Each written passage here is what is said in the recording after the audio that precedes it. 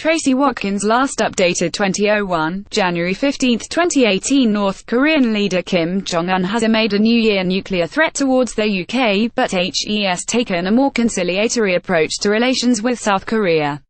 Foreign Minister Winston Peters kicks off his international year with a crucial first meeting. He is among the select group of politicians summoned to find a diplomatic way through the North Korea crisis.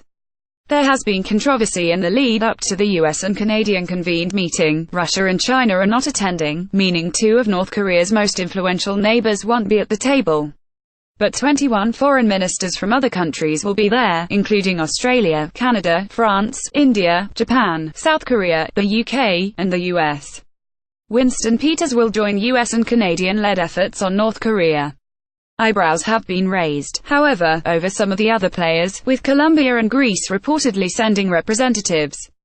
Read more, US weighs strategy to strike North Korean targets, Seoul, North Korea to send Winter Olympic delegation, let the games begin. Why Kim Jong Un might be interested, Kim Jong Un says nuclear button is on his desk, warns US about end Korean force, North Korea says it won't give up nuclear missiles if US keeps up blackmail'The. Purpose of the Vancouver Foreign Ministers Meeting on security and stability on the Korean Peninsula is to exert diplomatic pressure on the rogue state. North Korea's leader Kim Jong Un offered hope and threats in his New Year speech. The Vancouver meeting is intended to demonstrate international solidarity against North Korea's dangerous and illegal nuclear and ballistic missile programs, according to official statements. Peters says New Zealand wants North Korea to understand the importance the international community places on North Korea returning to a meaningful dialogue on denuclearization. Given the select guest list, and the sensitivity surrounding it, New Zealand might also seem like a peripheral player. But there are some important reasons for our inclusion. Last week New Zealand joined 17 countries in a joint statement pledging to enforce UN sanctions on North Korea.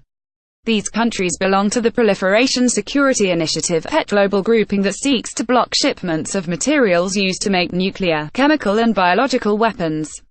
According to a U.S. State Department spokesman, the invitation list is largely based on countries who are UN command-sending states, or countries that sent combat support and/or humanitarian aid to support the Republic of Korea during the Korean War.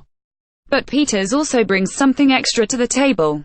He is one of the few Western politicians to have struck up a personal relationship with the North Korean leadership.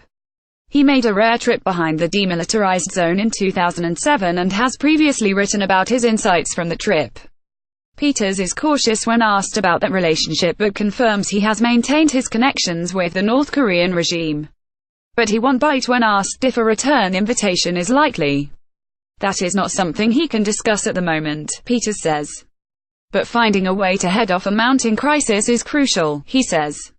As tensions escalate between the US and North Korea, US President Donald Trump and Kim Jong Un have traded personal insults.